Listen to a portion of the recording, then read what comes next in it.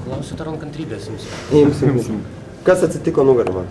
Nieko, nu ką, išėjau iš užtvaros ir gavau smūgį į nugarą ir surakino paprasčiausiai. Tiek.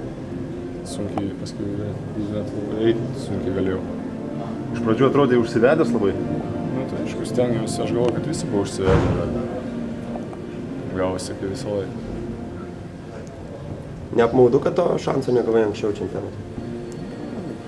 Buvo kaip buvo, nesakau, čia tikrai nesu aš kažko kaltintas, kažko kaltų, kažko norėsiu žaisti, bet gavau šansą dabar.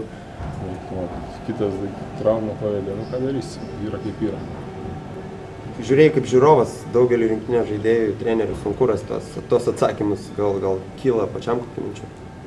Nekyla, nežinau, sunku pasakyti. Kaip lyginant žaidimą prieš pasirašymą ir čempionato metu negaliu pasakyti, kas atsitiko. Tas pirmas kėlinys šiandien buvo geriausias visam čempionate? Gal, nežinau, bet aišku, ėjosi gerai prieš stiprią komandą, ėjosi gerai, nors tą vieną kėlinuką, bet aišku, varžybos yra 40 minučių ir žinom, kad to neužteks. Man tik ką po rungtynių kalbėjotės Rūbinėje? Ką čia kalbėsies, mes sakėm, kad, praktiškai nieko nekalbėjom, tik sakėm, kad visos komandos gali pasakyti, kad norim atsiprašyti Sirgaliui, ypač tų, kurie atvažiavo čia ir vis tiek mus palaiko, kad ir kaip mes šūdinai bežaistume, vis tiek mus palaikė ir net po varžybų plovė, didelis dėkui jiem. Kaip manai, ar galėsi lošti su serbais? Sunku pasakyti, dabar man suleisti vaistai, tai nejaučiu to didelio skausmo, pasakiau, kai praeis, tada žiūrėsim. O ar iš vis išeis su serbu žaisti normalias rungtynes? Viską praradote? Aš galvoju, kad vis tiek mes nenorim čempionato bent išeit, kaip sako, trinktel durim, arba kaip kažkas Rūbinėje pasakė, davai nusitraukiant dar ką nors su savim. Gerai būtų serbus, ne, prisimenant senas dvikovas. Tai ką galėsim, tą trauksim į dugną.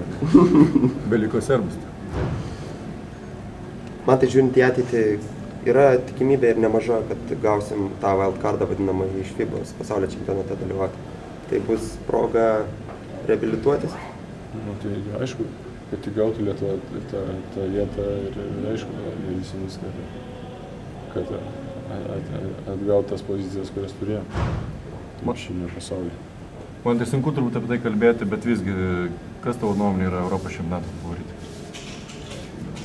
Sunku pasakyti irgi, daug labai panašių komandų. Buvo, kad iš pradžio visi ispanam kabina auksą, bet dabar matom, kad ir jie irgi nežiba ne pačios geriausios formos.